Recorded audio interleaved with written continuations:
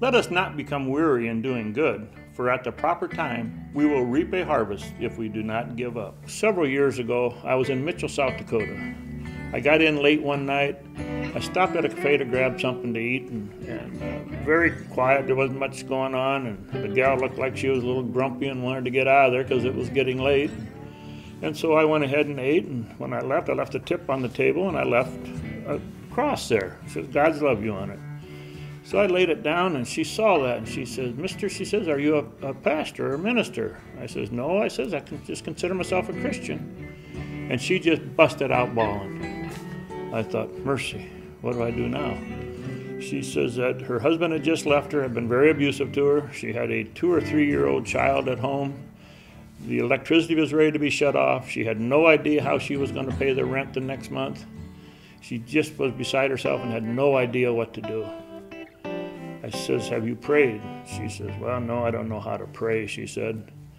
I said, "Do you belong to a church?" She says, "No, I don't go. I'm embarrassed." I says, "I can hook you up with a church if you like, or if you feel more comfortable going back there." I says, "They may have some help for you," I said.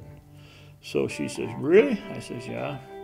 I said, "Would you like me to pray for you?" She says, "Yeah." So I just said a short prayer, hoping that the Lord would help her and find ways and so forth. And she sat there for a while, and finally we did some small talk, and she finally quit crying and got up and left. And for the next couple weeks, I kicked myself for not getting her name, her address, so I could have followed up and make sure that she was okay. Well, about 3 months later, I happened to be back in Mitchell, and I went down there. It's a cafe I always go to. Mike come out, one of the owners, and he says, "Verle," he says, "remember last time you were in here, you talked to a person, or one of the waitresses?" And I said, "Well, yeah, I talked to a lot of waitresses." He says, "No, this one started crying on you." I said, "Oh, yes." I says, "How is she? Is she still working?" He says, "No, just when I need help," she says, "she'll come down and help her." She says, "About 3 days after you left," she said, "she come in here with a smile on her face. She had went to that church. They had helped her with the electricity. They're helping her with her rent. She got a legal divorce, and the husband has to pay alimony, so therefore she's living okay.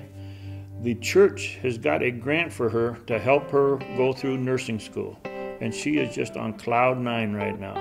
But she says that little cross that you give her, she carries around every day. This just shows that Jesus serves me, I serve others, and this is the good life."